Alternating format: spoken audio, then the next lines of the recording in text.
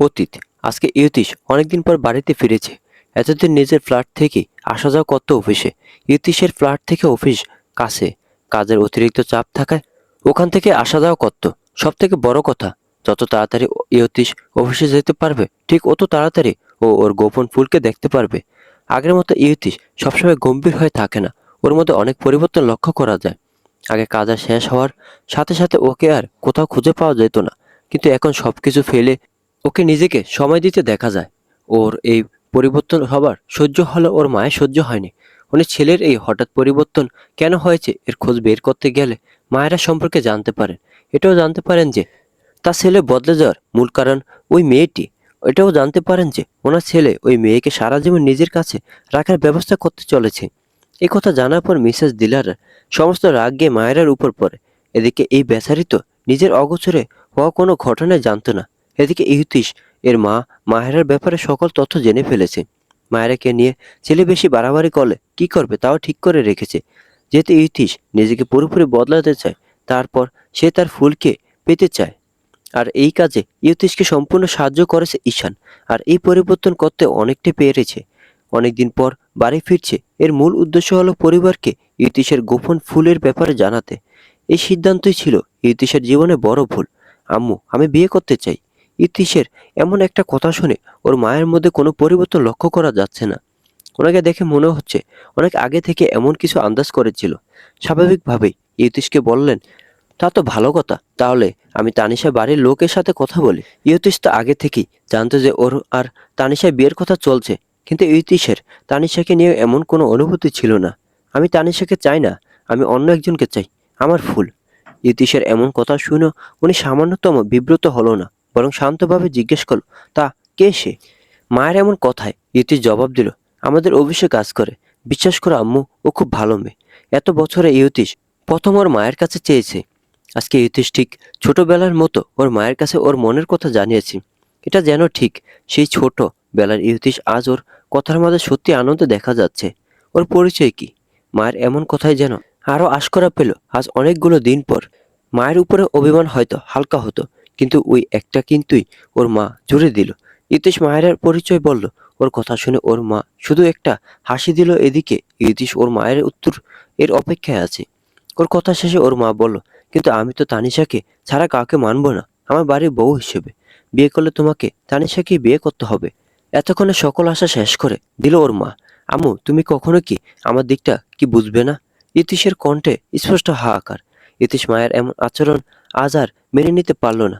না, আমার কথাই শেষ কথা। এর বাইরে গেলে আমার থেকে খারাপ কে হবে না। যাকে নিয়ে এত সমস্যা আমি তাকেই কিন্তু শেষ করে দিব। আজ আমার মায়ের এই আচরণ ইতিশকে ভিতর থেকে নাড়িয়ে দিল। একজন মা তার সন্তানের বেস্ট ফ্রেন্ড, কিন্তু ইতিশের মা ওর জীবন ধ্বংসকারী।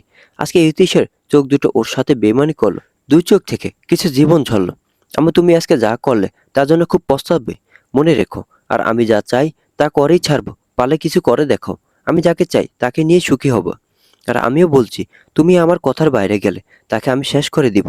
ইয়তীশ মায়েরও শক্ত জবাব। ওর মায়ের সাথে কথা বলা শেষ করে সোজা বাড়ি থেকে বেরিয়ে গেল। একটা মানুষ যতই বড় হোক, সে তার মায়ের উপস্থিতিতে একটা বাচ্চায় রূপান্তরিত হয়। এটা ইতিহাসের ক্ষেত্রেও ব্যতিক্রম নয়। আর ও তো ছোটবেলা থেকে মায়ের সঙ্গ পাওয়ার জন্য বেকুল ছিল, কিন্তু ওর মা কখনো এটা বুঝে নেই। তার স্বাধীনতার আগে তার সন্তান কি চায় এটাই মুখ্য। আমাদের এই অতি শিক্ষিত সমাজে এমন ইতিহাসের মা বাবার অভাব নেই, যারা শুরু থেকে নিজেদের স্বাধীনতাকে অন্যের উপর চাপিয়ে দিয়েই বাঁচে। নিজেদের মতকে প্রাধান্য দিতে গিয়ে অন্যের জীবন শেষ করে দেয়। ওই দিন যখন ইতিশের মাকে মায়েরাকে বিয়ে করবে বলে জানায়, কিন্তু ওর মা এসব মানতে নারাজ। তার কথাই শেষ কথা। সে চায় তার বোনের মেয়েকে তার বাড়ির বউ করে আনতে। আর এই কথার কোনো এদিক সেদিক হবে না বলে স্পষ্ট জানিয়ে দেয়। অতীত চলমান, বর্তমান সময় এক জায়গায় থেমে থাকে না। এক এক সময় আলাদা পরিবর্তন নিয়ে আসে সবার জীবনে। ঠিক আজকে মাহেরা আর ওর মেয়ের জীবন হয়তো নতুন কিছু ঘটবে। ইতিশের দেওয়া ঠিকানায় এসে পৌঁছালো মাহেরা, মীরা আর ওর হাজবেন্ড। সবাই এখন উপস্থিত ইয়তীশের নতুন বাড়ির ড্রয়িং রুমে। কিছুক্ষণ আগে মীরা ইয়তীশের সম্পর্কে জানতে পেরে শকড। ইয়তীশের বেস্ট ফ্রেন্ড মীরার হাজবেন্ড। মীরা এই সত্যি জানার পর থেকে ওর জামাইয়ের সাথে এক প্রকার যুদ্ধ শুরু করে দিয়েছে। এ তোমার কত বড় সাহস! তুমি আমার কাছ থেকে এত বড় একটা কথা লুকিয়েছো। তোমার সাহসের তারিফ না করে পাচ্ছি না। মীরা কথাগুলো বলতে বলতে ওর হাজবেন্ডের দিকে তেড়ে আসছিল। ইতিশ না থাকলে তোমাকে পেতাম না, আমার জানের পত্নী। মীরার জামাই এর কথা শুনে ঈশান হাসতে হাসতে গড়াগড়ি খাওয়ার অবস্থা। কি হচ্ছেটা কি অব্র? ইতিশের চিৎকারে ওদের হুঁশ ফিরল। অব্র তালুকদার, মীরা হাসবেন্ড, ও একজন ব্যবসায়ী, বাবা মায়ের দ্বিতীয় সন্তান। ওর আগে ওর একটা বোন আছে, তার বিয়ে হয়েছে, আর তার দুইটা বাচ্চাও আছে। অব্র খুব ভদ্র, পুরা ইতিশের বিপরীত। এ হচ্ছে মীরা হাসবেন্ড, এর পরিচয়। আমি কি করলাম যা করছে আমার পেতনি লক্ষ্মী বউটা? আর তুই, সবগুলো এখনই আমার বাড়ি থেকে বের হবে। একটাকেও যেন আজ না দেখি, তাহলে সব কটার খবর ছাড়বো, মাইন্ড ইট। ইতিশের ফের ধমকে সবগুলো একদম চুপ হয়ে গেল। এদিকে ইউতিশা এখন অতিরিক্ত চুপ আছে, কারণ এখন এখানে তার জানের মাম্মা উপস্থিত। তার উপর কত বড় একটা অন্যায় করেছে, মাকে না জানিয়ে পাপার সাথে চলে এসেছে। ইতিশের কথা শুনে মায়েরা মেয়েকে টেনে নিয়ে চলে যেতে নিলে পিছন থেকে ইতিশ ডেকে বলল, এই বোকা নারী, তুই কোথায় যাচ্ছিস? তোকে কি যেতে বলেছি আমি? একদম চুপচাপ থাক। বাকি সবার দিকে তাকিয়ে তোরা তাড়াতাড়ি আমার বাড়ি থেকে বের হ। আমি আমার মেয়ে আর তার মায়ের সাথে কথা বলবো। বিশেষ করে মীরার দিকে তাকিয়ে বলল, আর হ্যাঁ শালিকা, আজকে আমার রাতে লন্ডন যাচ্ছি, কবে ফিরবো জানি না, বলে একটা বাঁকা হাসি দিল। মীরা অবাক হয়ে জিজ্ঞেস করলো, মানে আপনি কি বলতে চাইছেন আমি আমার মেয়ে আর তার একমাত্র মাম্মা আজকে রাতের ফ্লাইটে লন্ডন যাচ্ছি? সেখানে আমারও কিছু কাজ আছে, আর ঘোরাও হয়ে যাবে। ওদের কথার মাঝে মাহেরা চিৎকার দিয়ে বলে উঠল, আপনার কি মাথার সমস্যা আছে? আপনি যা বলবেন তাই হবে। একটু আগে একটা নাটক করলেন, এখন আবার এটা কি ধরনের নাটক? আমাকে আপনার কি মনে হচ্ছে এখন? এটা কোনো নাটক না আমার, বোকা বউ। আর তোমাকে আমার 6 বছর আগে বিয়ে করা বউ মনে হচ্ছে, সাথে আমার বাচ্চা, মা শুধু এটুকু। আর তোমাকে যেতে হবে না, আমি আমার বউকে আর মেয়েকে নিয়ে যাব। শো, চিল করো পোকা নারী। আর শুন, আমি যদি তোকে এখন না আনি আমার কাছে, না হলে আমার মেয়ে তোকে আবার বিয়ে করে দিবে, সেটা আমি জ্যান্ত থাকতে কি করে হতে দিই বল ফুল? ইতিশা তো ঘুরতে যাবে শুনে মজা পাচ্ছে। মাকে ছাড়িয়ে বাবার কাছে দৌড়ে গিয়ে জ্বরে ধরে বলল, বাবাই, আমার সত্যি ঘুরতে যাচ্ছি। হ্যাঁ, আর তোরা এখনো কেন যাচ্ছিস না? ইতিশের ধমক খেয়ে সবগুলো বেরিয়ে গেল। এখন এই পুরো বাড়িতে তিনজন, এর অস্তিত্ব টিকে আছে। কোনো কথা ছাড়াই ইউতিশ মায়েরা সামনে গিয়ে দাঁড়ালো। ও কিছু বুঝে ওঠার আগে ওকে অজ্ঞান করে দিল ইউতিশ। মায়েরা পরে যেতে নিলে ইউতিশ ওকে আটকে দেয়, আর মায়েরা সোজা গিয়ে ইউতিশের বুকে আশ্রয় নেয়। ইতিশা মায়ের হঠাৎ এমন অবস্থা দেখে চিৎকার দিয়ে উঠল, বাবাই, মামার কি হয়েছে? কিছু না পাখি, চল আমাদের বের হতে হবে। আমরা না ঘুরতে যাব? তোর মামা জেগে থাকলে আমরা যেতে পারবো না। আমাদের ওখানে যাওয়ার পর তোর মামার ঘুম ভাঙবে, ঠিক আছে? জানিসই তোর মামা আমাকে ভালোবাসে না। এমন না করলে আমার কিন্তু একসাথে থাকতে পারবো না। ইতিশা যাতে ভয় না পায়, তাই ওকে এভাবে বুঝিয়ে বলল। ওরা তিনজন দেশ ছাড়ার আগে ইতিশ মীরার মাকে ফোন করে বলল, আন্টি, আমরা আসছি, আমাদের জন্য দোয়া করবেন। সাবধানে যাবা বাবা। আমার মেয়েটা যে পরে অবাকই, ওকে একটু আগলে রাখবে। বলতে বলতে মিসেস অহনা কান্না করে দিলেন। আজকে থেকে তিনজন এর জীবনে নতুন সূচনা হলো। লন্ডন সময় সকাল 10টা। আজকে 3 দিন হলো ইতিশ মায়েরাদের লন্ডনে নিয়ে এসেছে। ওই দিন ওদের ওখানে রেখে ইতিশ কাজে বেরিয়েছে। নতুন জায়গায় এর জন্য ইতিশ ওদের জন্য সবকিছু ব্যবস্থা করে দিয়ে গেছে। ঈশান ও খুব তাড়াতাড়ি এখানে চলে আসবে। এখানে আসার পর থেকে ইতিশা খুব মজা পাচ্ছে, কিন্তু মায়েরা এই হঠাৎ ঘটে যাওয়া ঘটনাটা ভুলতে পারছে না। আজকে ইতিশের ফেরার দিন। এখানে যতজন মেয়েড আছে তারা একজন বাদে সবাই কম বেশি বাংলা বলতে পারে। ওদের দেখে বোঝাই যাচ্ছে ওদের এর আগে বাংলা ভাষায় কথা বলার জন্য প্রশিক্ষণ দেওয়া হয়েছে এই ইংরেজের বাচ্চাদের। আর এটা অবশ্যই ইতিশ করেছে মেয়ের জন্য। ইতিশা যেহেতু জন্ম থেকে বাংলাদেশে বড় হয়েছে, তাই ওর এত তাড়াতাড়ি ইংরেজি শেখা সম্ভব নয়। এই মেয়ে এত চঞ্চল, ওর সাথে সবাই কথা না বললে হয়তো বাবার সাথে যুদ্ধ শুরু করে দিল। ইতিশ ওদের রেখে গেলে কি হবে? মেয়ের সাথে কথা বলা একদিনও মিস হয়নি। প্রথম দিন যখন ইহুদিশা বাবার সাথে কথা বলেছিল, সেদিন বলেছিল, বাবাই, এই আমাদের বাড়িতে আন্টিগুলো এমন করে কথা বলে কেন? কেমন করে কথা বলে পাখি? এই তো আমার মতো করে সুন্দর করে কথা কেন বলে না? আর সারাক্ষণ আমাকে বেবি বলে। তুমি তাড়াতাড়ি এসে ওদের কিছু করো। উফ, আমার আর ভাল লাগে না যত সব জ্বালা। মেয়ের কথা শুনে ইতিশ এপাশ থেকে মুচকি হাসে। ইস, ইতিশের এই হাসি যদি ঈশান দেখতো তাহলে তো আর কোনো কথাই ছিল না। এমনভাবে এটাকে উপস্থাপন করতো যে আবার একটা ধমক ফাইনাল হবে। প্রতিদিন বাড়ির সবাইকে নিয়ে বাগানে খেলতে যায়, সেটা সকাল হোক কিংবা বিকাল। ইতিশার অবসর সময় সবাইকে নিয়ে ছুটে খেলতে, আর ওরাও ওর কথা শুনতে বাধ্য। আজও তার ব্যতিক্রম নয়। আজকে যখন এসে রুমে ঢুকলো, তখন ইতিশার রুমে ঢুকে দেখলো মা বসে আছে চুপচাপ। এটা দেখে ওর মনটা হঠাৎ খারাপ হয়ে গেল। মায়ের কথা না শুনে ওর মাকে বেশি কষ্ট দিয়ে ফেললো। কিছুক্ষণ পর আবার ওর নানুই এর বলা কথাগুলো মনে করে নিজেকে শান্ত করলো। কিন্তু নানুই তো বলেছিল মা প্রথমে একটু রাগ করে থাকবে, পরে ওর বাবাই সব ঠিক করে দিবে। ও মাম্মা, তুমি বাচ্চাদের মতো মুখ ফুলিয়ে রেখেছো কেন? তোমার তা কেন মনে হচ্ছে? না, তুমি আমার সাথে কম কম কথা বলো কেন? আমি কম কথা বললেই বা কি, এখন তো তোমার বাবাই আছে না। মা যে রাগ করেছে এটা ইতিশা ভালো করে বুঝতে পারছে, কিন্তু ওর কি করার আছে? ওরও তো মা বাবা দুজনকে দরকার। মাম্মা, তুমি রাগ করে কথা কেন বলছো? আমি কি করেছি? সবার বাবাই আছে আর আমার কেন নাই, তাই আমি এমন করছি। জানো, নানুই বলেছে আমার মা বাবা রাগ করে একসাথে থাকে না, তাই আমাকে নাকি তাদের একসাথে করতে হবে। ইতিশা নানুই বলায় এতক্ষণে মায়েরা টনক নড়ল। ইতিশা নানুই বলতে ইতিশা মীরার মা অর্থাৎ ওর মামুনির কথা বলছে। নানুই কে? ও মা, এখন থেকে তুমি নানুকে ভুলে গেছো। আমার তো একটাই নানুই আছে, আমি তার কথা বলছি। তার মানে মামুনি তোমাকে এসব শিখিয়েছে? তুমি আমাকে কেন এসব বলো নাই? আমি তোমাকে কেন বলবো? তুমি এটা শুনলে আবার রেগে যেতে, বাবা এর কাছে আসতে দিতে না, বুঝেছ? আমি এসব বুঝি না। আর নানুই আমাকে এসব বলতে না করেছে। মেয়ের কথা শেষ হওয়ার সাথে সাথে মায়েরা এর মামুনিকে ফোন লাগায়। কিছুক্ষণের মধ্যে মিসেস অহনা ফোন ধরে। এখন এখানে 10টা বাজলে সাধারণ হিসেব অনুযায়ী বাংলাদেশে বিকাল 4টা বাজে, তাই ওনার ফোন ধরতে তেমন কোনো সমস্যা হয় না। আর বিকাল 4টা অনেকের জন্য কিছুটা অবসর সময়। আসসালামু আলাইকুম মামুনি, কেমন আছো? আলহামদুলিল্লাহ ভালো। তুই কেমন আছিস মা? ভালো। তুমি ভালো রাখার জন্য এত কিছু করলে, আমি ভালো না থেকে পারি? ওনাকে কিছু বলতে না দিয়ে পুনরায় বলা উঠল, এটা কেন করলে মামুনি? তার মানে তুই সব জেনে গেছিস, তাই তো? ইউতিশ বলছে কি কিন্তু? না, সে এখন আমাদের সাথে নেই। তোমার চরেই বলছে তুমি নাকি তাকে কত কিছু শিখালে, তা আমাকে কেন কিছু বললে না বা শিখালে না? মিসেস অহনা বুঝতে পেরেছেন যে ওনার মেয়েটা খুব অভিমান করেছে ওনার উপর, কিন্তু উনি কি করতেন? সবার মতো স্বার্থপর হয়ে 3টা জীবন নষ্ট করতেন? মারে, আমি জানি তুই এই কথাগুলো শোনার পর অনেক কষ্ট পেয়েছিস, কিন্তু বিশ্বাস কর, ছেলেটা তোকে খুব ভালোবাসে। হ্যাঁ, ও হয়তো সবার মতো না, ওর ইমোশন তুলে ধরতে পারে না, কিন্তু ও যে তোকে খুব বেশি ভালোবাসে সেটা আমি আর তোর বাবা ভালো করে জানি। হ্যাঁ, হাসালে ভালোবাসা। উনি যদি আমাকে ভালোই বাসে, তাহলে যা যা করেছেন সেগুলো কি ভালোবেসে করেছেন মামুনি? উনি মায়েরার এমন প্রশ্ন শুনেও একটু থমকালেন না। এমন প্রশ্ন যে কখনো আসতে পারে তা ওর ধারণা ছিল।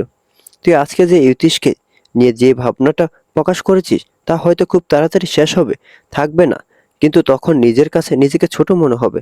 আর শোন, আমি কিছুই তোকে বলছি না, তবে ইউতিশ তোকে কিছু বলতে চাইলে একবার শুনিস মা। এপাশ থেকে মায়েরা কিছু বলছে না, ও চুপ করে বসে আছে। মিসেস অহনা মায়েরাকে চুপ থাকতে দেখে আবার বললে, শোন, তোর আর ইহুতিশের কাহিনী কিন্তু একই। তুই যেমন ছোট থেকে সাফার করেছিস, ঠিক ইহুতিশও একইভাবে দিনের পর দিন মা বাবাকে একটু কাছে পাওয়ার জন্য বেকুল ছিল। তোর ক্ষেত্রে তোর মা বাবা তাদের স্বার্থের জন্য তোকে ছেড়েছে, আর ইতিশের মা বাবা তাদের নিজেদের সময় দিতে গিয়ে ওর শৈশব নষ্ট করেছে।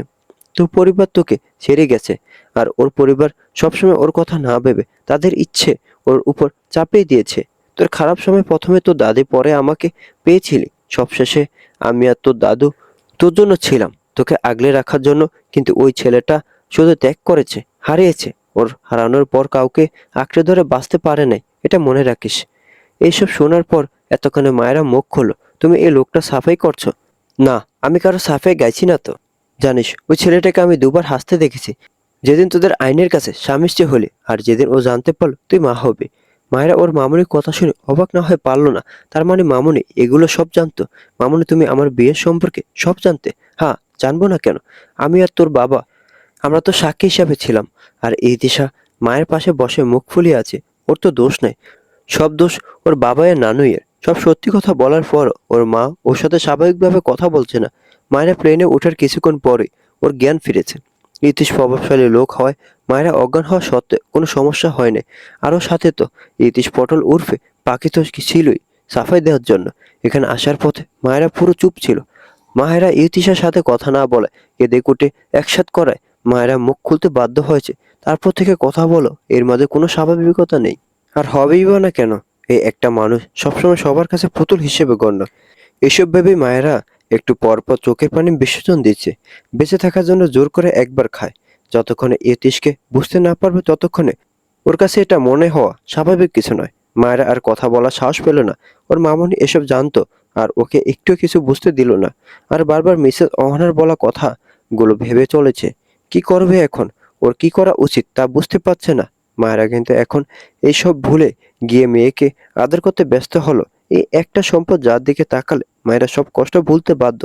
সবকিছু ভুলে মেয়েকে বুকে আগলে নিল।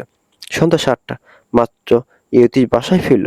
ফিরে প্রথমে মেয়েকে আর তার বোকা নারীকে খুঁজলো। নিচে না পেয়ে সোজা উপরে চলে গেল।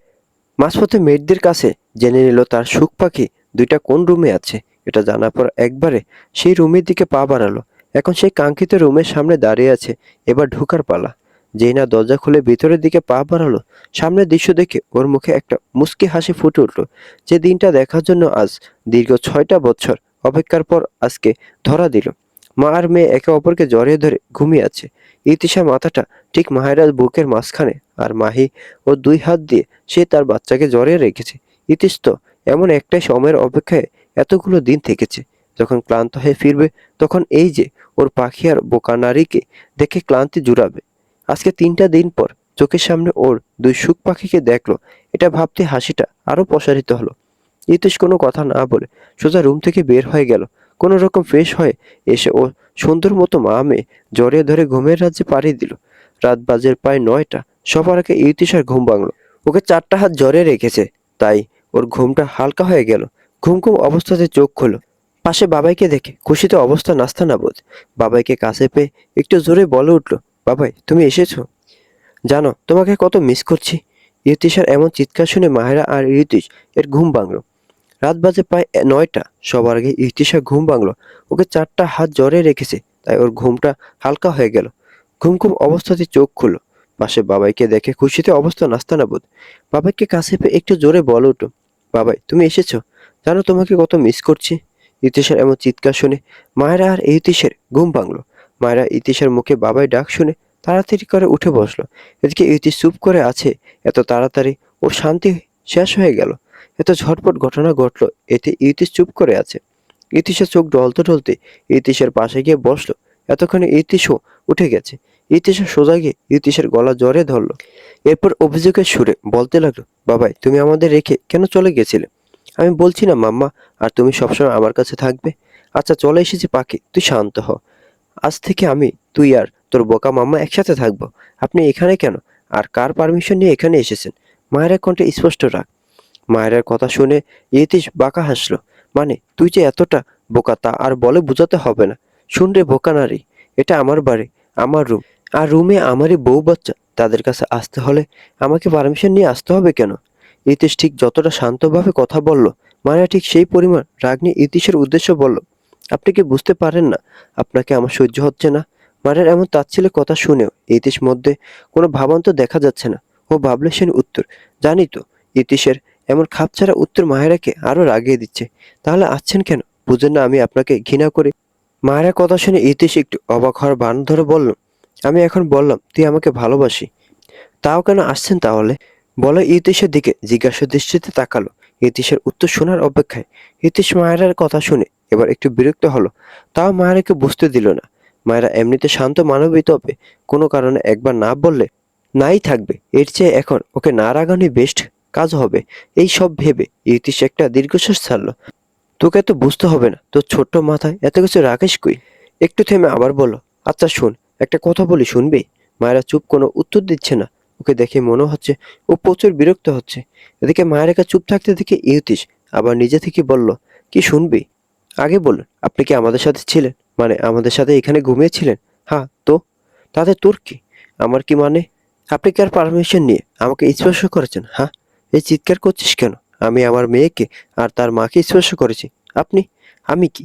আপনার সাহস কি করে হলো আমাকে আপনার এই নোংরা হাত দিয়ে টাচ করার? ইতিশ বুঝলো তার বোকা নারী খেপেছে। মেয়ের দিকে তাকিয়ে দেখলো মেয়ে তাকিয়ে আছে। ওর এই ছোট মেয়েকে, এই ঝামেলার মধ্যে মেয়েকে রাখা ঠিক হবে না বলে ইতিশাকে বুঝে নিচে পাঠিয়ে দিল। পাখি, জি বাবাই। পাখি নিচে যাও, মাম্মার আমি একটু পরেই আসছি। জানো আমি তোর জন্য কত কিছু এনেছি। নিচে যাও, আন্টিরা তোমাকে তোমার জিনিস বুঝিয়ে দিবে। কিন্তু তোমরা কেন ঝগড়া করছো বাবাই? কই আমরা ঝগড়া করছি মাম্মা? বাবাই একসাথে থাকবে তাই একটু কথা বলছি। তুই জানিস না বড়রা কথা বলে বাচ্চারা থাকে না? ইতিহাসও আজকে আর বাচ্চা বলার জন্য কোনো প্রতিবাদ করলো না। এমনিতে ওর মা রেগে আছে, এখন কিছু বলতে গেলে হয়তো বকা খাবে, তাই চুপ থাকলো। মা না থাকলে এখন একটা মিনি যুদ্ধ লেগে যেত। ইতিশ ওকে ফ্রেশ করে দিলে সোজা নিচে চলে গেল। ইতিশা চলে যাওয়ার পর ইতিশ গিয়ে সোজা দরজা বন্ধ করে দিল। আপনি দরজা কেন অফ করলেন, অসভ্য লোক? কথাগুলো একটু জোরেই বলল। ইতিশ কিছু না বলে সোজা গিয়ে মায়েরার সামনে বসলো।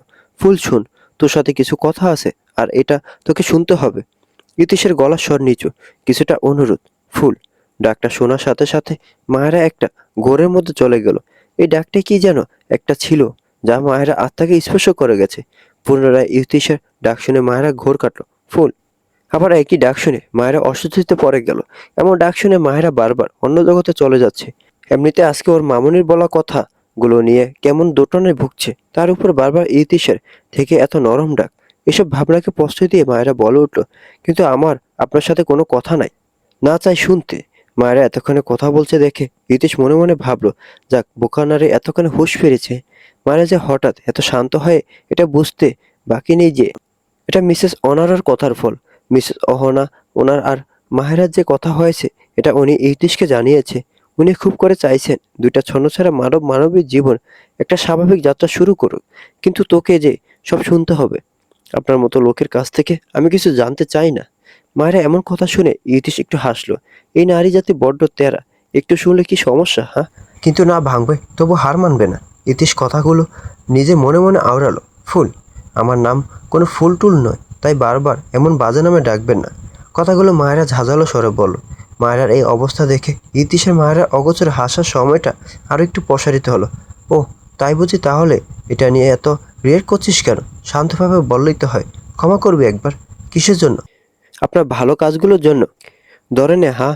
একটু পর আবার বলে উঠল, ক্ষমা করবি একবার। না। কেন? একটা বার কি ক্ষমা করা যায় না? আমি কি এতটাই খারাপ? ইতিশের এমন কথা শুনে মায়েরা একটু ভেবে বলল, যাই তো। কবে? কখন? যেদিন আমার প্রত্যেক কষ্টের, অপমানের প্রত্যেকটা ফোঁটা চোখের পানি মূল্য দিতে পারবেন সবাই। যেদিন পারবো আমি সবাইকে ভালোবেসে কাছে টেনে নিতে। বল এমন দিন আসবে? জানি না। জানিস না মানে? তোর মন তুই জানিস না। আচ্ছা শোন, আমি মারা যাওয়ার পর এই ঘৃণাটা একটু কমিয়ে ফেলিস। আমাকে অনেক ঘৃণা করিস হয়তো। মায়ের কথা শুনে ইতিশ এবার বসা থেকে উঠে দাঁড়ায়।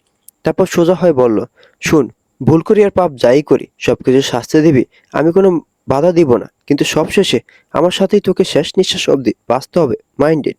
বলে বেরিয়ে যেতে নিলে পিছন ফিরে আবার বলল, শোন, কালকে আমি আর তুই আর আমার পাখি এক জায়গায় যাচ্ছি, সেখানে বাকি বোঝাপড়া হবে, তৈরি হ। আমার সব অন্যায় এর শাস্তির পরে সবকিছু শেষে একটা কথা, ফিরে এসো ভালোবাসি। বোকা নারী আমার, মায়াবতী আমার বাগানের একমাত্র সদ্য ফুটা ফুল। বলেই বেরিয়ে গেল। আর এদিকে মায়েরা ইহতিশ এর শেষের কথা শুনে স্তব্ধ হয়ে বসে রইল। এতক্ষণ ইহতিশ নিজের ফর্মে ফিরে এসেছে। অতীত। ইহতিশ ওই দিনের পর আর বাড়ি ফিরেনি। ছেলের এমন খামখেয়ালি অবস্থা দেখে মিসেস দিলারা রাগে মাগে অবস্থা খারাপ। তার সব রাগ গিয়ে পড়েছে মায়েরার উপর। আর ওনাকে সাথ দেওয়ার তো মানুষের অভাব নেই। আজকে চৌধুরী বাড়িতে মিসেস দিলারার বোন অর্থাৎ তানিশার মা আর তানিশা এসেছে। সাথে মিসেস দিলার একমাত্র ভাইয়ের বউ মিসেস শাহানা আর তার মেয়ে তাহেরা এসেছে। উপস্থিত চার ব্যক্তির মধ্যে তিনজনই তো মিসেস দিলারাকে আরো উস্কে দিয়েছিল। মিসেস শাহানা নিজের অজান্তে নিজের মেয়ের জীবন কেড়ে নেওয়ার চেষ্টা করছিলেন। ড্রয়িং রুমে পরিবেশ খুব খারাপ। ইতিশ মা কোনো মতেই নিজের চেতকে থামাতে পারছে না। এই প্রথম উনি কোনো কথা দিয়েও রাখতে পারছে না। এটা তো হতে দেওয়া যাবে না। এর বিনিময়ে যা যা করতে হবে তিনি তা করবেন। যাকে নিয়ে এত সমস্যা তাকে শেষ করে দিবেন। এসব ভেবে নিজেকে শান্ত করলেন। মিসেস দিলারা ভাবনার মাঝে তানিশা ওনাকে ডেকে বলে উঠলেন, আন্টি, তুমি কি জানো আমি ইতিশকে ঠিক কতটা ভালোবাসি? মিসেস দিলারা তানিশার কথা শুনে ওকে সান্ত্বনা দিয়ে বলল, জানি তো তানিমা, তোমার জন্যই তো আমাদের এত চিন্তা। ওদের দুজনের কথার মাঝে মায়েরার মা অর্থাৎ মিসেস দিলারার একমাত্র ভাইয়ের বউ ওনাকে উদ্দেশ্য করে বলল, আপা, কে এই মেয়ে যে আমাদের ইতিশ বাবার মাথাটা এমন করে খেয়েছে? আছে, ওই মেয়েটা আমাদের অফিসে সাধারণ একটা পোস্টে চাকরি করে, লেখাপড়া করছে, সাথে এই কাজের মাধ্যমে নিজের পড়ার খরচ চালায়। আমি যতদূর খোঁজ নিয়ে জানতে পেরেছি ওই মেয়ে নাকি ইতিশের সম্পর্কে কিছু জানে না। তবে শেষের কথাগুলো বলতে বলতে ইতিশের মা থেমে গেলেন। ওনার কণ্ঠে স্পষ্ট চিন্তা এবং বিরক্ত দুটো স্পষ্ট ফুটে উঠেছে। মিসেস দিলারা কথা বলতে বলতে থেমে গেছে দেখে তানিশা কৌতূহলী হয়ে জিজ্ঞাসা করলো, তবে কি আন্টি, হঠাৎ তোমাকে এমন লাগছে কেন? আমি আমার ছেলেকে চিনি, ও একবার যখন বলেছে তার মানে ও ওই মেয়ে নিজের করে ছাড়বে। তানিশার প্রশ্নের উত্তরে কথাগুলো বলে আবার চুপ হয়ে গেল। মিসেস দিলারার এমন চিন্তিত সুর শুনে তানিশা মা জিজ্ঞেস করলো, তাহলে আমার মেয়ের কি হবে আপা? সেটা আমাকে ভাবতে হবে। আর আমি এই বিষয়ে সাইদের সাথে ও কথা বলেছি। এখন কি করবে? তানিশার মায়ের কণ্ঠে প্রচন্ড উদ্বেগ। নিজের বোন যে এই সামান্য বিষয় নিয়ে চিন্তিত এটা তানিশার মা মানতে পারলেন না। উনি যদি ইহতিশ কেমন এটা বুঝলে হয়তো নিজেও আরো বেশি চিন্তিত হয়ে পড়তেন। মিসেস দিলারা বোনের কথার উত্তর না দিয়ে বললেন, আমি ইতিশকে আসতে বলেছি, ও একটু পরেই চলে আসবে। দেখি ওর সাথে কথা বলে। ওনাদের কথা বলার মাঝে ইতিশ এসে হাজির হয়। ড্রয়িং রুমে তানিশাদের দেখে ইতিশ কপাল কুঁচকালো। ওদেরকে দেখে যা বোঝার বোঝা হয়ে গেছে। তারা নিজেকে শান্ত রেখে মাকে উদ্দেশ্য করে বলল, আমাকে কেন ডেকেছো আম্মু? আমি তোমার আর তানিশার বিয়ের তারিখটা ঠিক করতেই তোমাদের সকলকে এখানে ডেকেছি। কিছুক্ষণের মধ্যে তোমার বাবাও এখানে এসে উপস্থিত হবে। এতক্ষণ নিজেকে শান্ত রাখার চেষ্টা করলো, এখন আর নিজেকে ধরে রাখতে পারলো না। চিৎকার দিয়ে বলে উঠলো, অনেক হয়েছে আম্মু, আমি একবার বলে দিয়েছি আমি তানিশাকে বিয়ে করতে পারবো না। আমি যদি বিয়ে করি তাহলে আমি যাকে চাই তাকেই বিয়ে করব। আর হ্যাঁ, আমি কিছুদিনের জন্য সিঙ্গাপুর যাচ্ছি। ওখান থেকে এসে আমি ওকে বিয়ে করব। সবাই তৈরি হও। এর বাইরে আমি আর কারো কোনো কথাই শুনছি না। আল্লাহ হাফেজ। বলো চলে যেতে নিলে ওর মা ওকে থামিয়ে দিয়ে বলে উঠল, তুমি যদি আমার কথা না শোনো, তুমি যদি তানিশাকে বিয়ে না করো, তাহলে তোমার সেই ভালোবাসার অস্তিত্ব থাকবে না বলে দিলাম। আম্মু এতটা নিচে নেমো না। তুমি কিন্তু আবারও তোমার সন্তানের জীবন নিয়ে খেলছো বলে দিলাম। তুমি ভালো করেই জানো তোমার মা কখনো মিথ্যা আশ্বাস দেয় না। তুমি চলে যাবে, তার আবার কিছু না হয়ে যায়, তাহলে তুমিও শুনে রাখো, আমি তার কিছু হতে দিব না। বিনিময়ে যা করতে হয় তাই করব। মাইন্ড ইট আম্মু। কথা বলার এক মুহূর্ত না দাঁড়িয়ে নিজের প্রয়োজনীয় জিনিস নিয়ে ইতিশ চলে গেল। এদিকে উপস্থিত সবাই বেশ মজা নিয়ে মা ছেলে যুদ্ধ দেখছিল। এর মধ্যে হঠাৎ মায়ের মা বলে উঠল, আপা সেই অপয়াকে সরিয়ে ফেলো। ওনার কথার মানে ছিল ভিন্ন, কিন্তু ওনার বলার স্টাইলের কারণে এটার মানে খারাপ দিকে চলে গেল। মিসেস দিলারা বসা থেকে উঠে দাঁড়াতে দাঁড়াতে বলো, এবার সেটাই করতে হবে। তোমরা বসে কথা বলো, আমাকে বের হতে হবে, আমি রাতের আগে ফিরে আসবো। বলে আর সময় নষ্ট না করে উনি ইতিশের যাওয়ার পরে বেরিয়ে গেল। ওই দিনের পর কেটে গেছে আরো তিনটে দিন। ইতিশ 2 দিন হলো দেশের বাইরে গেছে। ওর ফিরতে এখনো কিছুদিন লাগতে পারে, তবে কয়দিন লাগবে তা সঠিক বলা যাচ্ছে না। প্রতিদিনের মতো আজও মায়েরা কাজের উদ্দেশ্যে বেরিয়ে পড়লো। আজকে আর কলেজে যেতে হবে না বলে আজকে সকালের দিকে বেরিয়ে পড়লো। এখন প্রায় 9:30। ও যেহেতু পার্মানেন্ট না, তাই ও যে কোনো সময় কাজে যেতে পারে। স্বাভাবিকভাবে প্রতিদিন কলেজ করেই কাজে যায়। মায়ের বাড়ি থেকে কিছুটা পথ এসে রিক্সা পাওয়া যায়। আজকে সকালে কাজে বের হবে বলে বাড়ির সমস্ত কাজ করে বেরিয়েছে, তবে সব দিনের মতো আজকে না খেয়ে বেরোয়নি। এসব ভাবতে ভাবতে রাস্তার পাশে এসে দাঁড়ালো। একটু সামনে এগোতে যাবে, ঠিক তখনই একটা গাড়ি এসে ওকে ধাক্কা দেয়। আজকে খুশিটুকু উপভোগ করতে গিয়ে একটু অন্যমনস্ক থাকায় গাড়িটিকে খেয়াল করেনি। গাড়ি ধাক্কা খেয়ে সাথে সাথে রাস্তায় লুটিয়ে পড়লো। পড়ার সময় বৈদ্যুতিক খুঁটির সাথে ধাক্কা খেয়ে মাথায় অনেক আঘাত পায়। আঘাত পেয়ে ওখানে রক্তাক্ত হয়ে লুটিয়ে পড়ে। মায়েরাকে ওই অবস্থায় দেখে কে একজন দৌড়ে এলো ওর কাছে। মায়েরা জ্ঞান হারানোর আগে কে একজন বারবার ওকে ডেকে বলছিল, ম্যাডাম আপনি চিন্তা করবেন না, আপনাকে আমার হাসপাতালে নিয়ে যাচ্ছি। প্লিজ ম্যাডাম ভয় পাবেন না। ওই লোকগুলো ইতিশের কথায় মায়েরার উপর নজর রাখতে ছিল। ইতিশ দেশের বাইরে যাওয়ার আগে ওদের মায়েরার জন্য ঠিক করে রেখে গিয়েছিল। ইতিশকে যখন জানানো হলো যে মায়েরাকে মারার চেষ্টা হয়েছে, ও ওই দিনই দেশে ফিরে এসেছিল। এদিকে মায়ের অবস্থা করুন, ওকে আইসিইউতে রাখা হয়েছে। ওইবার মায়েরা আল্লাহর ইচ্ছে ফিরে আসে। পুরো 15 দিন মায়েরা হাসপাতালে ছিল। মায়েরাকে বাঁচাতে রক্তের প্রয়োজন পড়লে ঈশান রক্ত দেয়। ওই দিন প্রথম ইতিশকে মীরার মা দেখেছিল। ইতিশে পাগলামে মায়েরা এমন অবস্থায় ওর বাবা ওকে একটিবারও দেখতে আসেনি। মায়েরা পুরো 3 দিন পর জ্ঞান ফিরেছিল। এর মধ্যে ইতিশের করা পাগলামির যা থামার ছিল না। এই ঈশান, আমার বোকানারি কথা বলবে, আবার সবার সাথে কথা বলবে, বলো না। হ্যাঁ স্যার, বোনও ঠিক হয়ে যাবে, আপনি আল্লাহর কাছে ওর জন্য দোয়া করেন। ইতিশ ঈশানের বলা সব কথা শুনলো না। এর আগে তীব্র মাথা ব্যথায় জ্ঞান হারালো। একদিকে মায়েরা, অন্যদিকে ইহুতি, দুজন দুই দিকে লড়াই করছিল। ইতিশ জ্ঞান হারানোর প্রায় 4 ঘন্টা পর হুঁশ ফিরেছিল। তবে ওর জ্ঞান ফেরার পর ডক্টরের সাথে ওর কি কথা হয়েছিল তা ঈশান জানতো না। মীরার মা ঈশানের কাছে এসে জিজ্ঞেস করলো, ওই ছেলেটা কে ঈশান? উনি আমার স্যার মামুনি। আমি আর মায়েরা মানে বোনও দুজনে ওনার অফিসে কাজ করি। ওহো, আমার তো এমন কিছু মনে হচ্ছে না ঈশান। মিসেস অহনার হঠাৎ এমন ডাক শুনে ঈশান ঘাবড়ে গেল। জি মামুনি। মায়েরার সাথে ওনার সম্পর্ক কি? উনি মায়েরার জন্য এমন কেন করছে? মামুনি, আমি সত্যিটা জানতে চাই। মিসেস অহনার এমন কথা শুনে ঈশান এক এক করে সব বলতে শুরু করলো। স্যার মায়েরাকে খুব ভালোবাসে, ওকে ছাড়া স্যার এর নিঃশ্বাস চলবে না। তবে মায়েরার এমন অবস্থা কার জন্য হয়েছে এই সব কিছু বর্তমান সব বলল না। বর্তমান সকালবেলা মায়েরা কিছুক্ষণ আগে উঠেছে। নামাজ পড়ার পর আবার ঘুমিয়ে গেছিল, কিছুক্ষণ আগে উঠছে। মায়েরা যখন নামাজ পড়তে উঠেছিল প্রতিদিনের মতো ইহুতিসও উঠেছিল মায়ের সাথে, সেও নামাজ পড়েছে। সবকিছু না পারলে কিছু কিছু পারে, যা দিয়ে ও নামাজ পড়ে। নামাজ পড়ার পর বাবার রুমে গিয়ে যুদ্ধ শুরু করে দিয়েছিল। বাবাই, বাবাই তাড়াতাড়ি দরজা খোলো।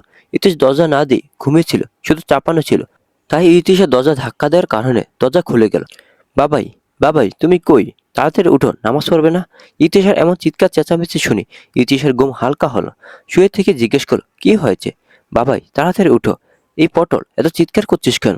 তুমি নামাজ পড়বে না? ইতিশ কিছু বলছে না, চুপ করে আছে। অবশেষে মেয়ের কাছে হার মেনে নামাজ পড়তে বাধ্য হয়। এরপর বাবার কাছে থেকে যায়। মায়েরা নিচে এসে সবার সাথে হাতে হাতে নাস্তা তৈরি করলো। ওর নাস্তা তৈরি করে ডাইনিংয়ে গুছিয়ে রাখছে। এমন সময় মেয়ে আর বাবা নিচে নামছে। ওরা নেমে এসে সোজা নাস্তা করার জন্য বসে পড়লো। সবাই খাচ্ছে, কিন্তু ইতিশা ডিম নিয়ে নাড়াচাড়া করছে। কতক্ষণ মায়ের দিকে তাকায়, আবার খাবারের দিকে। এমনিতে ইতিশার খাবার খাওয়া নিয়ে ঝামেলা হয়। ইতিশ তার পাখির কাণ্ড অনেকক্ষণ ধরে লক্ষ্য করছে। পাখি, সমস্যা কি? খাচ্ছিস না কেন? আমার এগুলো খেতে ভালো লাগে না। ওকে খেতে হবে না। সত্যিই বাবাই, তাহলে আমি গিয়ে ফোন দেখি, হ্যাঁ? হাসি হাসি মুখ করে বাবার উত্তরের অপেক্ষা আছে। কিন্তু এই খুশি বেশিক্ষণ থাকলো না। চল, তোকে স্কুলে ভর্তি করে দিয়ে আসি।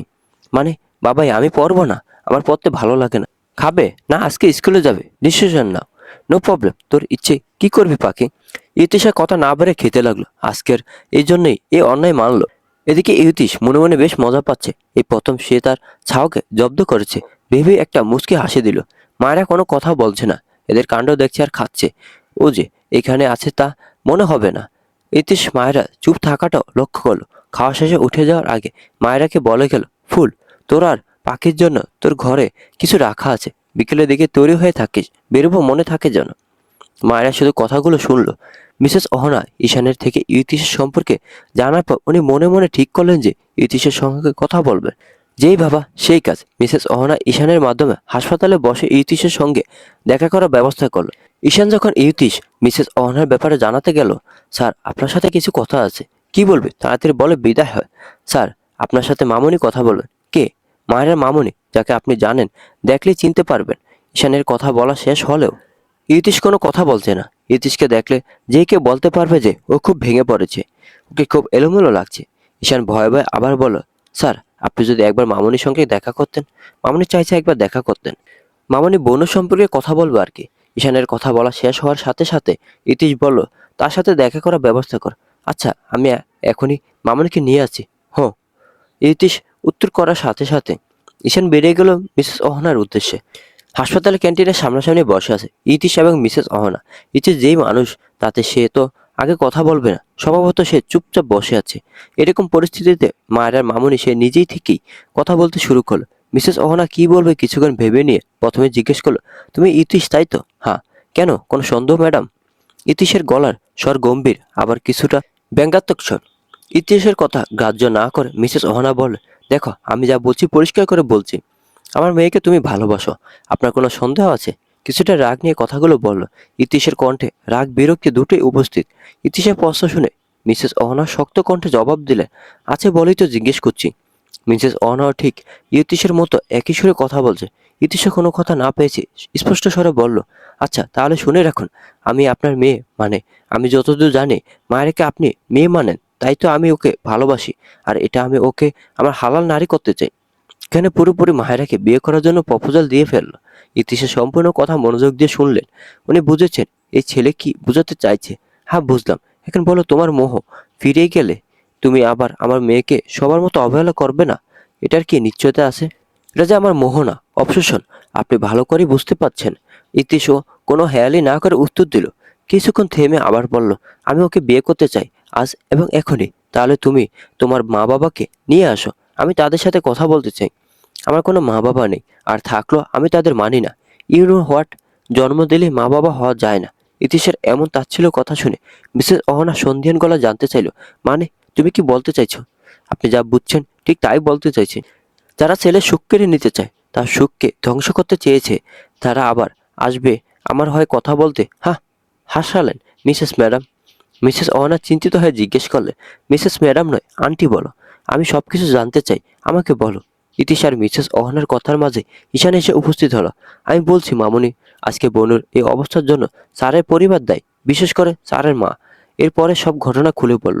এসব শুনে মিসেস অহনা আঁতকে উঠল। এমন হলে আমি তোমার কাছে আমার মেয়ে দেব না। যে কোনো সময় আমি আমার মেয়েকে হারিয়ে ফেলবো। এমনিতে আমার মেয়েটা ছোট থেকে এত যন্ত্রণা সহ্য করেছে, আবার আমি জেনে শুনে আমি আমার মেয়েকে হারাতে পারবো না। ওনার স্পষ্ট কণ্ঠস্বর, আমি কথা দিচ্ছি আপনি আপনার মেয়েকে আমার কাছে দেন। ওকে আমি আমার শেষ নিঃশ্বাস অব্দি আগলে রাখবো। প্লিজ আন্টি, আমাকে ফিরাবেন না। ইতিশের এমন কথার পর মিসেস অহনা তার নিজে শক্ত রাখতে পারলেন না। আর ইতিশকে দেখে উনিও বুঝলেন ও সত্যি মায়েরাকে চায়। মিসেস অহনা ইয়তিশকে জানালেন যে মায়েরা সুস্থ হওয়ার পর ওদের রেজিস্ট্রি হবে। ইয়তিশও ওনার কথায় মত দিল। উনি চলে যাওয়ার আগে বলে গেলেন, ওর অজান্তে তোমাদের বিয়ে হবে। ও সজ্ঞানে কখনোই তোমাকে মানবে না। আমি চাই ওর একটা ভরসা জায়গা হোক যেটা তুমি ওকে দিবে। ওর পাশে থেকে ওর মন জয় করবে। সকল বিপদে জানবে আমি পাশে আছি তোমাদের আগলে রাখার জন্য। আমি চাই তুমি আমাকে সেই জায়গাটা দাও। আমি মায়েরার মতো তোমার মা হতে চাই, দিবে কি? ইয়তিশ নীরব থেকে সায় জানালো।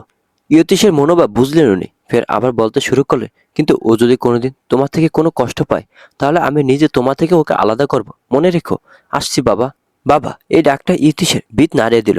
ও এক দৃষ্টিতে মিসেস অহনা যাওয়ার দিকে তাকিয়ে রইল। মিসেস অহনা তো সাক্ষী ছিল মায়ের অসুস্থতায় ইয়তিশ ঠিক কতটা ভেঙে পড়েছিল। কেউ কাউকে মন থেকে না চাইলে, ভালো না বাসলে এটা করা সম্ভব নয়। তাই উনি ইয়তিশকে মেনে নিয়েছেন। আস্তে আস্তে মায়েরা সুস্থ হয়ে উঠে এর মধ্যে নিজের অজান্তে জড়ে যায় নতুন এক সম্পর্কে। ইতিশ দূর থেকে মায়েরা খেয়াল রেখে যাচ্ছে। ইতিশ খুব সাবধানে মায়ের সাথে একটা ভালো বন্ডিং তৈরি করে নিয়েছিল।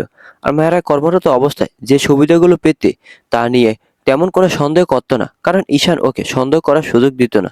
তবে এই সুখ তো বেশি দিনের ছিল না। মায়েরা বিপরীতে ওকে নিয়ে ইতিশের মায়ের নিত্য নতুন চক্রান্ত আরো খারাপ দিকে যাচ্ছিল। মিসেস দিলারা যখন ইতিশ আর তানিশার বিয়ে দিতে বারবার ব্যর্থ হচ্ছিল, ঠিক তখন নিউ ইয়ার পার্টির দিনে ওই চক্রান্ত সবার জীবন বদলে দিয়েছিল। ইতিশ চলে যাওয়ার পর মায়েরা নিজের রুমে গেল। সেখানে গিয়ে যা দেখলো তা হয়তো মায়েরা একটু আশা করে নাই। ওখানে ওর আর ওর মেয়ের জন্য দুইটা পার্সেল রাখা ছিল, যাতে ওদের জন্য দুইটা ড্রেস রাখা ছিল। ইতিশার তো নতুন জামা দেখে খুশিতে পুরো বাকবাক্যম হয়ে উঠেছে। জামা নাড়াচাড়া করে দেখছিল আর মাকে জিজ্ঞেস করেছিল, মাম্মা আজকে আমার সত্যি ঘুরতে যাব? জানো মাম্মা, আমরা খুব মজা লাগছে। আমি, বাবাই আর তুমি, আমরা তিনজন মিলে ঘুরবো। মাম্মা বলো না। মায়েরা কিছুক্ষণের জন্য মেয়ের হাসিতে নিজেকে হারিয়ে ফেলছিল। মেয়ের খুশির জন্য আজকে নিজেকে না হয় আরো একটু কষ্ট দেবে। ভাবনার মাঝে আবার ইতিশা ডেকে উঠল, মাম্মা তুমি কথা কেন বলছো না? কই, এই তো বলছি, আসো তো আমার কাছে, তোমার চুলগুলো একটু ঠিক করে দে। ইতিশা আর কিছু না বলে দৌড়ে গিয়ে মাকে জাপটে ধরল। মায়েরও মেয়েকে নিজের সাথে জড়িয়ে নিয়ে সারা মুখে ভালোবাসা এঁকে দিল। খুব তাড়াতাড়ি কেটে গেল মামের সুখের সময়। বিকেলবেলা ইতিশ মাত্র বাড়ি ফিরল। ফিরে ফ্রেশ হয়ে মাত্র ওয়াশরুম থেকে বের হলো। এর মধ্যে ওর রুমে পটল উর্ফে তার পাখি হাজির হলো। এসে বাবা দিকে গোল গোল চোখ করে তাকিয়ে বলল, বাবাই তুমি এসে এমন লুকিয়ে আছো কেন? আমি লুকাবো কেন পটল, আমাদের ঘুরতে নিয়ে যাবে না তাই? এটা কেন মনে হলো তোর? বলে ইতিশা দিকে তাকালো।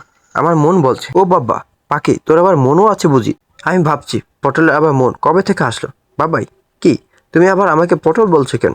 আমার ইচ্ছে, তাহলে আমার মাম্মাকেও আমি নিয়ে অন্য জায়গায় দিয়ে আসবো, এটাও আমার ইচ্ছে। পাখি বেশি হয়ে যাচ্ছে কিন্তু। তাহলে তুমি কেন আমাকে পটল বলছো? হ্যাঁ আচ্ছা যা, আর বলবো না। এবার রেডি হ, আমি আসছি, এখনই বের হব। বাবার কথা শুনে ইতিশা ঝগড়া বাদ দিয়ে নাস্তা নাস্তা রুম থেকে বের হয়ে গেল। বাবা এসেছে নিচে থেকে খবর পেয়ে বাবার কাছে জানতে এসেছিল কখন তারা বের হবে। একটু পর তিনজন একসাথে রেডি হয়ে বের হয়ে গেল। কিছু দূর যাওয়ার পর ওদের গাড়ি একটা নির্জন জায়গায় থামলো। জায়গাটা বেশ সুন্দর নিরিবিলি, কাছেই একটা পার্ক আছে, তবে এটা মানবহীন আছে। ইতিশা মায়েরকে চুপচাপ থাকতে দেখে ডেকে উঠল। মায়েরা জবাবও দিল।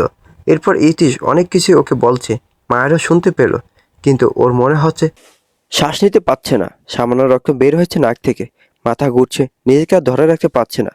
কথার মাঝে ইতিশ মায়ের দিকে তাকিয়ে দেখে ওর এই অবস্থা। ইতিশ চিৎকার দিয়ে মায়েরকে ডাকলে ইতিশও এসে মায়ের এই অবস্থা দেখে কান্না শুরু করে দেয়। এরপর আবার শুনতে পেলো মায়ের কাঁপা কাঁপা কণ্ঠ, আমার না পাওয়ার মাঝে পাওয়া তুই, আমার এক বুক কষ্টের মাঝে কান্না হয়ে ঝরে পড়া ফোঁটা তুই, আমার অর্থের জীবনের আশা তুই, তোর ওই এক টুকরো হাসি, আমার না পাওয়া সকাল সুখ। বলতে বলতে থেমে গেল। মায়েরাকে দেখে মনে নিজেকে আর বাঁচাতে পারবে না। ঠিক সেই অবস্থায় বলল, আমি কিছু চাই না, শুধু চাই আমার মেয়ে আমার থাক। আজ সুখের দিন আমাকে পাওয়ার জন্য অপেক্ষা করছে, কিন্তু আজ আমি সুখকে বলছি আমি চাই না এমন সুখ। এবার চোখ বুঝলো, দুই প্রাণী তাদের চোখে পানি বিসর্জন দিচ্ছে। যদি মায়েরা ফিরে আসে। চারপাশে পরিবেশ আজ এই দৃশ্য দেখে নিজেদের ধরে রাখতে পারলো না, তাদের কান্না বৃষ্টি হয়ে ঝরে পড়লো। মায়ের চোখ দুটো বন্ধ হওয়ার আগে আবার ইতিশের দিকে তাকে বলে উঠল, সবার জীবনে কিছু অপূর্ণতা থাকে, আপনি না হয় আমাকে ভালোবেসে আমার ইচ্ছেতে চলে যান। যদি ফিরে আসি তবে চাই কোনো এক প্রান্তে আমি আমার অপূর্ণতার পূর্ণতাকে নিয়ে বাঁচতে চাই। শুনুন মিস্টার, জানি না আমি ফিরবো কিনা, তবে যদি আল্লাহ আবার আমাকে ফেরায় তাহলে তো ফিরবো।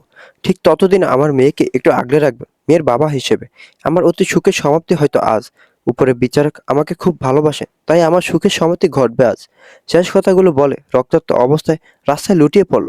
মায়েরা অনেক আগে থেকে শ্বাসকষ্টের প্রবলেম ছিল, তবে অনেকদিন আগে থেকে ওর শ্বাসকষ্ট শুরু হলে সাথে নাক দিয়ে ব্লিডিং হয়। আর আজ এটাই হলো, অনেকদিন পর এই সমস্যা দেখা দিয়েছে, সাথে ব্লিডিং হলো। অতীত। আস্তে আস্তে মায়েরা সুস্থ হয়ে উঠে। এর মধ্যে নিজের অজান্তে জড়িয়ে যায় নতুন এক সম্পর্কে। ইতিশ দূর থেকে মায়েরা খেয়াল রেখে যাচ্ছে। ইতিশ খুব সাবধানে মায়েরার সাথে একটা ভালো বন্ডিং তৈরি করে নিয়েছিল।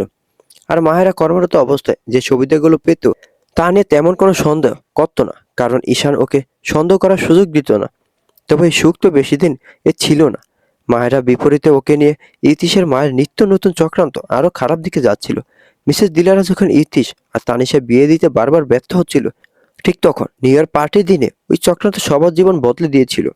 মায়েরা বরাবরই খুবই দুর্বল।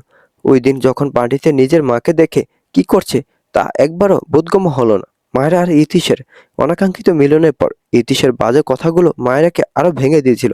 তুমি যাকে ভালোবাসো তার অসম্মান মানা কারোর পক্ষে সম্ভব না। ইতিশ এর মতে ওর জায়গায় যদি অন্য কোনো পুরুষ লোক থাকতো তাহলে কি হতো, তার হাতেই মায়েরা তার সর্বস্ব বিলিয়ে দিত। আজকে যেমন ও নিজেকে বাঁচাতে পারে নাই, ঠিক অন্য কেউ থাকলে তো নিজেকে বাঁচাতে পারতো না। মারা একটা ভুলের জন্য ও নিজে ওর সব শেষ করে দিয়েছিল। মা যতই খারাপ হোক তারপরে সে একটা সন্তান, এর কাছে বেস্ট মানুষ পৃথিবীর। মায়েরা নিজের মাকে অন্য লোকের স্ত্রী হিসেবে দেখে পুরো ভেঙে গুঁড়িয়ে গিয়েছিল। ওই দিন সকালে ঘুম ভাঙার পর যখন মায়ের ওর শিকার হয়েছে, দেখে নিজেকে আর ঠিক রাখতে পারলো না।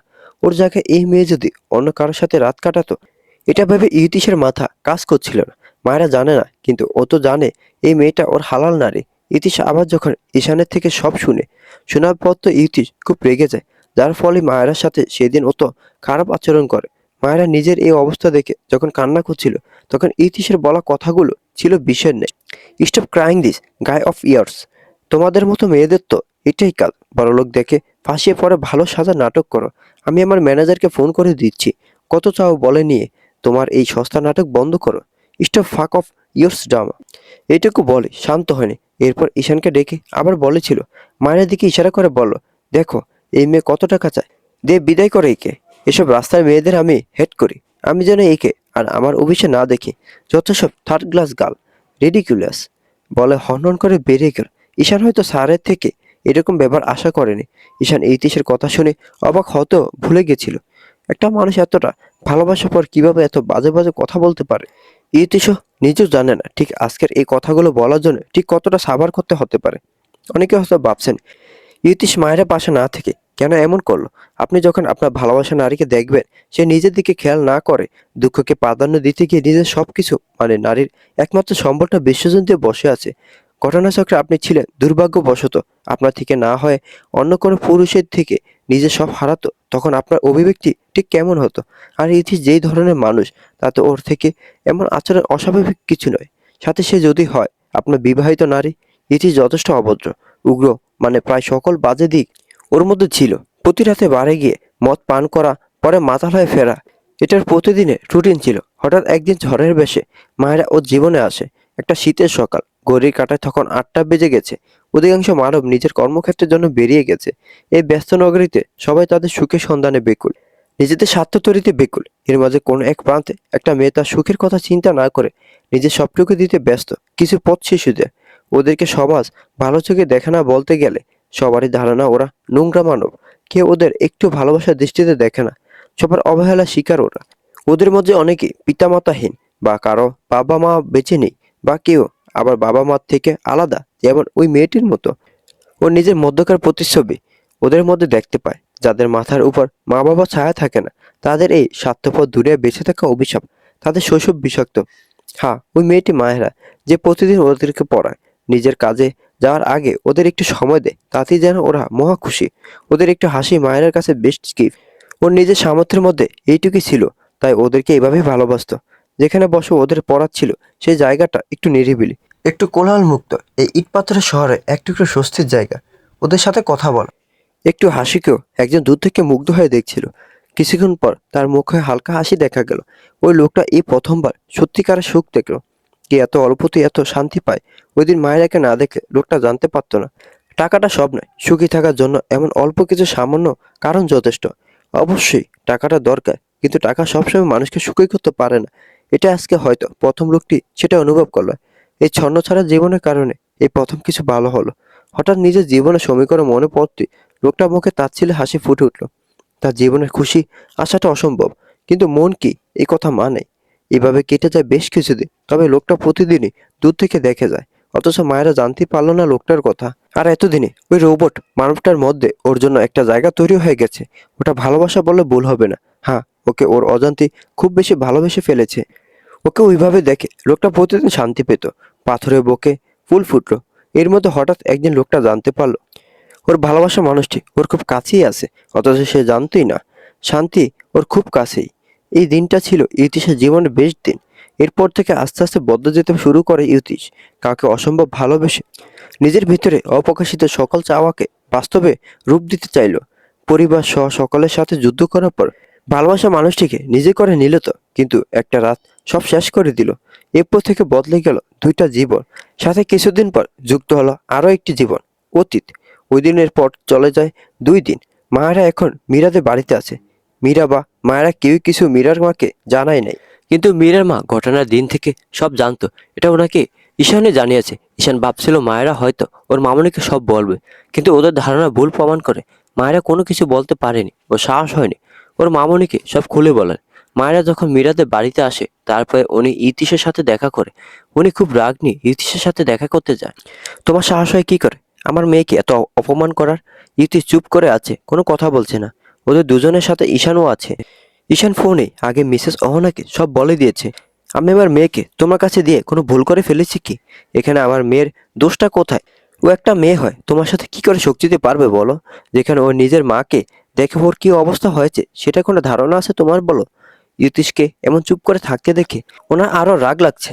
আরো রুড হয়ে বলতে লাগলো, তুমি কেন ড্রিঙ্ক করেছিলে? হ্যাঁ, তোমাকে বলছি আমার মেয়ে না থেকে তোমার সাথে অন্য কোনো মেয়ে থাকলে তখন কি বলতে? তুমি যেমন মাহেরকে অপবাদ দিচ্ছ, সে কেন নিজেকে বাঁচাতে পারে নাই? এখন আমি যদি তোমায় ঠিক উল্টো প্রশ্ন করি, তোমার সাথে অন্য কোনো মেয়ে থাকলে তখন কেমন হতো? উনি বলা শেষ করে ইউতিশের পথের অপেক্ষায় আছে। ইউতিশ ওনার কথা শেষে এবার মুখ খুলো। আন্টি, এটা কখনোই সম্ভব হতো না। আমি কালকে ড্রিঙ্ক করি নাই, আমাকে ড্রিঙ্ক করানো হয়েছে। আমার জুসের সাথে স্ট্রং কোনো নেশা জাতীয় পদার্থ মেশানো হয়েছে। আর জানেন এটা কে করেছে? আমার জন্মদাত্রী, তার উদ্দেশ্য সফল করতে। আন্টি, আমি খারাপ হতে পারি, কিন্তু আমি চরিত্রহীন নই। আমি এক নারীতে আসক্ত হয়ে আছি। মায়ের জায়গায় অন্য কেউ থাকলে হয়তো কাল কি তার শেষ দিন হতো। আমি নেশার করে যখন আমার বোকা নারীকে দেখলাম, নিজেকে আর সামনে নিতে পারি নাই। ওর জায়গায় যদি অন্য কেউ হতো, তাকে ওখানে নিজ দায়িত্বে শেষ করতাম। ইতিশের কথা শুনে ঈশান আর বিশেষ মায়েরা ওর দিকে তাকিয়ে আছে। আমি মায়েরাকে সব সত্য জানাতে চাই। তার আগে আমি ওর কাছে ক্ষমা চাইতে চাই। ওকে সব জানালে হয়তো ও আমাদের ভুল বুঝবে, তারপর আমি সব ওকে জানাতে চাই। আজকে যদি ও আমায় ক্ষমা করে, তাহলে নতুন শুরু হবে। তবে ও না চাইলে আমি ওকে আর আঘাত করতে পারবো না। এরপর মিসেস অহনার হাত দুটো ধরে আবার বলল, আমার বাবা মা দুজনই তাদের ইচ্ছেকে পূর্ণতা দিতে গিয়ে অলরেডি আমাকে শেষ করে দিয়েছে। আমার শৈশবটা পুরো ধ্বংস করে দিয়েছে। আন্টি, আমি আমার বোকা নারীকে হারাতে পারবো না, তাহলে যেটুকু আছি তাও শেষ হয়ে যাবে। তুমি প্লিজ হেল্প করো। কথা বলতে বলতে ইতিশ ওখানে জ্ঞান হারায়। ঈশান এবং মিসেস ইতিশের এমন হঠাৎ জ্ঞান হারাতে দেখে দুজনে দিশেহারা হয়ে পড়ে। অনেক চেষ্টার পরও ওর জ্ঞান ফিরে না। এতে ঈশান আর মিসেস অহনা আরো অস্থির হয়ে পড়ে। পাশে লোকজনের হেল্প নিয়ে ওকে হাসপাতালে নেওয়া হয়, কিন্তু সেখান থেকে ইউতিশকে এবার কেয়ার হসপিটালে শিফট করা হয়। সব পরীক্ষা নিরীক্ষা ডক্টর ইতিশের বাড়ির লোককে ডাকলে ঈশান আর মিসেস অহনা কথা বলতে ডক্টরের কাছে যায়। দেখুন, আমি আগে এমন কিছু সন্দেহ করেছিলাম। ঈশানের দিকে তাকিয়ে ডক্টর বলল, দেখুন মিস্টার, আপনার হয়তো মনে আছে ওনার ওয়াইফ হসপিটালে থাকাকালীন মিস্টার চৌধুরী একবার সেন্সলেস হয়েছিলেন। তখন ওনার অবস্থা থেকে বলেছিলাম যে তার হয়তো মাথায় কোনো বড় প্রবলেম হয়েছিল। ঈশান ডক্টরের এমন কথা শুনে জিজ্ঞেস করলো, ডক্টর স্যার ঠিক আছেন তো? ওনার কোনো সমস্যা হয়নি তো? স্যার তাড়াতাড়ি ঠিক হয়ে যাবেন তো ডক্টর? ওর গলা কাঁপছে, কথাগুলো বের হচ্ছে না। বারবার আল্লাহকে স্মরণ করছে যাতে ও স্যার এর কিছু না হয়। ডক্টর ঈশানকে শান্ত করে বলে উঠল, দেখুন এখন যা বলছি তাতে আপনারা ভেঙে পড়বেন না, একটু শান্ত হন। ডক্টরের এমন কথা শুনে দুজনই অস্থির হয়ে উঠেছেন। ঈশান আর মিসেস অহনা দুজনে চোখে ভয়, অজানা একটা আশঙ্কা। ডক্টর ইতিশের ফাইলটা খুললেন, কিছুক্ষণ চুপ থেকে খুব শান্ত গলায় বললেন, আমি দুঃখিত, কিন্তু এটা আপনাদেরকে একটা কঠিন সত্য জানাতে হবে। ওনার মা বাবা হলে বেশি ভালো হতো। মিস্টার চৌধুরীর যে রোগটা হয়েছে সেটা একটা স্টেজ 5 ব্রেন টিউমার। এটা এখন অনেকটা ছড়িয়ে গেছে, এতটা ছড়িয়ে গেছে যে সবকিছুর হাতের বাইরে চলে গেছে। মিসেস অহনা এসব শুনে এক মুহূর্তের জন্য শ্বাস নিতে ভুলে গেলেন। এই ছেলেটা এতদিন এত বড় একটা রোগ নিয়ে কিভাবে লড়ে গেছে? নিজেকে নিজে বলছে কেন একবারও নিজের চিকিৎসা করলো না কেন? ও তো এর লক্ষণ বুঝতে পেরেছিল। উনি কাঁপা কাঁপা কণ্ঠে ডক্টরকে জিজ্ঞেস করল, ডক্টর ছেলেটা ভালো হয়ে যাবে তো? ডক্টর ওনার কথা শুনলেন, এরপর চোখ নামিয়ে নিয়ে একটু থেমে বললেন, আমরা চেষ্টা করব, কিন্তু এই স্টেজে এসে পুরোপুরি সুস্থ হওয়া খুব কঠিন। এই অবস্থা থেকে বেঁচে ফেরাটা মিরাক্কেল হবে। এটা এক ধরনের গ্লিওব্লাস্টোমা, যা খুব দ্রুত ছড়ায়। জানি না উনি ঠিক কতদিন সার্ভাইভ করবে। এটা বলার সাথে ডক্টর এই রুমের ভেতর হঠাৎ নিস্তব্ধতা নেমে এলো। ঈশান কাঁপা গলায় বললেন, কতদিন? ডক্টর একটু গভীর শ্বাস নিয়ে বললেন, নির্দিষ্ট করে বলা যায় না, হয়তো কয়েক মাস, হয়তো একটু বেশি। আমরা চিকিৎসা দিয়ে সময়টা কিছুটা বাড়াতে পারি, আর ওর কষ্টটা কমানোর চেষ্টা করব। সব থেকে বড় কথা, আমাদের দেশে এর সঠিক চিকিৎসা পাওয়া অসম্ভব। হ্যাঁ, আমরা কিছুদিন চেষ্টা করতে পারি মাত্র। আমার মতে উনি একটু স্টেবল হলে ওনাকে জার্মানি নিয়ে যাওয়াটা বেশ ডিসিশন হবে। ওনাকে ওখানে নিতে হলে আগে ওনার মানসিক এবং শারীরিক উভয় দিকটাই ঠিক করে নিয়ে যেতে হবে। ডক্টর কিছুক্ষণ থেমে রইলেন। কিছুক্ষণ পর আবার ডক্টর আস্তে করে বললেন, এখন সবচেয়ে গুরুত্বপূর্ণ হচ্ছে ওর সাথে সময় কাটানো, ওকে মানসিকভাবে শক্ত রাখা, আর ও যা চায় সেগুলো পূরণ করার চেষ্টা করা। কোনো কারণ নিয়ে এমনিতে মিস্টার চৌধুরী খুব মানসিক চাপে আছেন। উনি ভিতর থেকে খুব ভেঙে পড়েছেন, নিজেই নিজেকে বাঁচিয়ে রাখার ইচ্ছে শেষ করে দিয়েছেন। মিস্টার চৌধুরী একটু স্টেবল হলে ওনাকে নিয়ে ওনার পরিবারকে জার্মানি নিয়ে যেতে বলেন। আমি এটাই বুঝতে পারছি না, ওনার মা বাবা কেন এলেন না? ঈশান বলল, স্যারের সাথে ওনার মা বাবার সম্পর্ক ভালো নয়। এখন আমি জানলে স্যার পরে এসব শুনলে রেগে যাবেন। আপনি তো কিছু জানেন ডক্টর স্যার কেমন? ডক্টর আর কি বলবে? উনি ঈশানকে বললেন, মাস 2 এর ভিতরে ওকে নিয়ে জার্মানি যেতে হবে।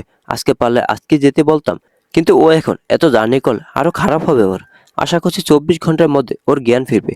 আপনারা আল্লাহকে ডাকুন, এখন একমাত্র উনিই ওকে ফিরিয়ে আনতে পারবে। ইতিশের জ্ঞান ফেরার পর যখন নিজের অবস্থা সম্পর্কে জানতে পারলো, সব শুনে শুধু ইতিশ হেসেছিল। ঠোঁটে হালকা একটা হাসি, কিন্তু চোখে জমে আছে অগণিত না বলা কথা। কি যেন ভেবে মাকে একবার ফোন দেয়। যখন বলো, মা আমি অসুস্থ, একটিবার এসো না, আমার কাছে তোমায় কিছু বলতে চাই, প্লিজ মা। এর উত্তরে ওর মা বলেছিল, এটা নতুন কি? তুমি ইচ্ছে করে তোমার আর তানিশার এঙ্গেজমেন্ট ভাঙলে, আমাদের অপমান করে এখন বলছো তুমি অসুস্থ। এটা কি আদৌ সত্যি ইতিশ? ওনার এমন কথা শুনে ইতি শুধু হেসেছিল। কিভাবে একজন মা সন্তানের প্রতি এতটা উদাসীন থাকতে পারে? আদৌ কি উনি ইতিশের নিজের মা? তো এসব ভেবে পায় না ইতিশ। এদের কাছে সবার আগে নিজেদের জেদা সম্মান। হ্যাঁ, মানুষ জাতি বড়ই অদ্ভুত, খুব পস্তাবে। আম্মু দেখে নিও। কথাগুলো ইতিশ নিজের মনে মনে আওড়ালো। দেখতে দেখতে কেটে গেল 2.5 মাস। 2 মাসের মাথায় ইতিশের জার্মানি যাওয়ার কথা থাকলো, একটা প্রজেক্টের জন্য জোর করে থেকে গেছিল। আজকের ওর ফ্লাইট সাথে যাচ্ছে শুধু ঈশান। ইতিশার ওর পরিবারকে কিছুই জানায়নি। যেদিন সব ছেড়ে চলে যাবে একেবারে, সেদিন না হয় সবাই সবটা জানলো, তখন আর কেউ নাটক বলে চালাবে না। আবার সবকিছু এলোমেলো হয়ে গেল যেদিন জানতে পারলো মায়েরা প্রেগনেন্ট।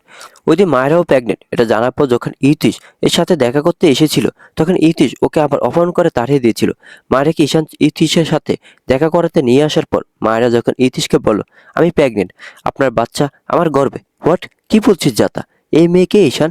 স্যার, স্যার বলার আগে ইতিশ বলে উঠল, এই বাজারে মেয়ে তোকে না টাকা দিয়ে আউট করেছিলাম। ও বুঝেছি, টাকা কম পড়ে গেছে, তাই আবার নাটক করতে এসেছিস। ঈশান, একে টাকা দিয়ে আমার চোখের সামনে থেকে আউট কর। রিডিকুলাস। আমি টাকা চাই না, আমি আমার বাচ্চার পরিচয় চাই। এই মেয়ে, কি বললি পরিচয়? হ্যাঁ, হাসালি। কান্নাকার বাচ্চা বলছে আমার বাচ্চা। টাকা দেওয়ার পরও নাটক মারাস, নষ্ট মেয়ে। এমন কথা শুনে ঈশান আর চুপ থাকতে পারলো না। স্যার, আপনি এতটা নিচে নামবেন না। আমার বোন এমন না, এটা সত্যি আপনার ভুলের চিহ্ন। Just shut up. আমি তোর কাছে কোনো এক্সপ্লেন চাইনি, তাই চুপ থাক। ওকে মানছি আমার বাচ্চা। শুনে মায়েরা খুশি হলো, তবে সেটা বেশিক্ষণ থাকলো না। ঈশান, ওকে কিছু টাকা দিয়ে দে, যত চাই। এরপর ওটাকে নষ্ট করে ফেলতে বল। নাও গেট লস্ট। মায়েরা এমন কথা শুনে খুব ঘৃণা হচ্ছে। একটা লোক কতটা নিচে নামলে নিজের বাচ্চাকে মারতে চায়। আপনি খুব পস্তাবেন আজকের এই ব্যবহারের জন্য। অপেক্ষা করুন, আল্লাহ আপনাকে ছাড়বে না। আর আমি আমার সন্তানকে জন্ম দিব। আপনি ওকে পাওয়ার জন্য, একটু ছোঁয়ার জন্য ছটপট করবেন, কিন্তু পারবেন না। আসি, ভালো থাকবেন। আর সময় বদলানোর অপেক্ষা করেন। ঈশান, এই মেয়েকে যেন আমি কোথাও না দেখি, একদম জানে মেরে দেব। আমি বিয়ে করছি আমার ভালোবাসাকে, আমি যেন এই নষ্টকে আমাদের মাঝে ঝামেলা বাজাতে আসতে না দেখি। মায়েরা এসব শুনে কান্না করতে করতে বেরিয়ে গেল। কে জানে সামনে কি হবে। মায়েরাকে তাড়িয়ে দেওয়ার পর ঈশান যখন কেন আবার একই ভুল করলো, কেন আবার মায়েরা কি কথা দ্বারা আঘাত করলো জানতে চাই জিজ্ঞেস করার পর, ঈশান তোর কি মনে হয় আমাকে বল না। দেখ, আমার জন্য মেয়েটার জীবন শেষ হয়ে গেল, আমি বাঁচবো না। আমি জানি এখন যদি আমি ওকে ওর অধিকার না দিই, তাহলে বলবে বাচ্চাটা জারজ বল। এটা কি করে মেনে নেব আমি? আর অধিকার দিলে ওরা দুজনে কেউই বাঁচতে পারবে না। আমার মা বাবা এরা ওকে বাঁচতে দেবে না। আমি তো আজ বা কাল এমনিতে মারা যাব, তারপর ওদেরকে রক্ষা করবে বল। দেখ, বাবা এমনিতে জেনে গেছে যে মায়েরা মা হতে চলছে, তা থেকে ওর পৃথিবীতে না আসে বেস্ট হবে। আজ আবার প্রমাণ হয়ে গেল আমি একটা খারাপ মানুষ। আবারও বলতে বলতে ইতিশ জ্ঞান হারিয়ে পড়ে গেল। ঈশানী ইতিশের কথা বলা শেষে বলল, স্যার আপনি মাহেরকে আপনাদের বিয়ের সময় জানিয়ে দিলে তো হয়ে যায়, আর বাচ্চাটিকেও কেউ বাজে কথা বলবে না। তোর কি মনে হয় তোর বোন এসব শোনার পর কি অবস্থা হবে? একবার ভেবে দেখেছিস? এখন এসব জানতে পারলে ও বাকিটুকু শেষ হয়ে যাবে। এই 2.5 মাস যা সহ্য করেছে, তারপর এসব জানলে কি হবে ভাবতে পারছিস? যেখানে আমি থাকবো না সেখানে ও কেন একা একা লড়াই করবে? তার থেকে ওর পৃথিবীর আলো না দেখুক, আমার পরিবার ওকে বাঁচতে দিবে না। অতীত শেষ। বন্ধুরা, আজকের গল্পটি এই পর্যন্তই। যদি গল্পটি ভালো লাগে তাহলে ভিডিওটিতে লাইক করো, আর গল্প সম্পর্কে কোনো মতামত জানানো থাকলে কমেন্ট করতে পারে। আর এই গল্পের পরবর্তীতে কি ঘটে তা জানার জন্য এবং এরকম আরো সুন্দর সুন্দর গল্প পাওয়ার জন্য আমার চ্যানেলটি সাবস্ক্রাইব করে বেল আইকনটি বাজিয়ে রাখো। ধন্যবাদ।